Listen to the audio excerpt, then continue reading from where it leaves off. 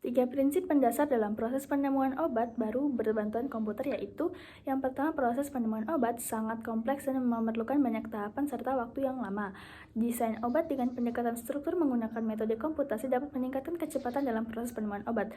Tujuan dari desain obat adalah untuk menemukan senyawa kimia yang dapat berinteraksi baik dengan reseptor. Interaksi kimia dalam desain obat salah satu caranya dapat dilihat dengan pemodelan komputer.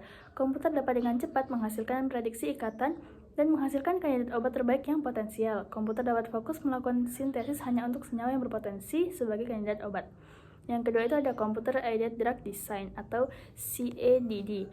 Adalah sekumpulan teknik yang digunakan untuk merancang obat baru dengan bantuan komputer.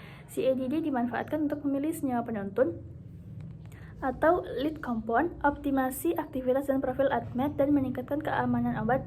CADD juga dikembangkan untuk memprediksi mekanisme dan target molekuler dari satu senyawa bahan alam yang selama ini membutuhkan upaya dan tenaga yang besar untuk dilakukan. Penggunaan CADD dalam memprediksi mekanisme satu senyawa diharapkan dapat mempercepat pengembangan senyawa yang memiliki aktivitas tertentu menjadi suatu obat. Nah, yang ketiga itu docking molekuler. Adalah suatu metode CADD yang kini banyak dimanfaatkan dalam pembuatan desain obat baru. Metode komputasi ini digunakan untuk memprediksi interaksi dari dua molekul, salah satunya untuk mempelajari interaksi antara ligan dan protein. Nah, interaksi dapat dilihat dari binding site dari target makromolekuler. Metode yang dapat meningkatkan efektivitas serta menurunkan biaya dari pencarian senyawa aktif baru. Tujuan dari docking molekuler adalah memberikan prediksi terhadap struktur kompleks ligan reseptor dengan metode komputasi. Aplikasi yang digunakan pada desain obat misal untuk molekul kecil obat yang disebut ligan dan makromolekul pada protein reseptor.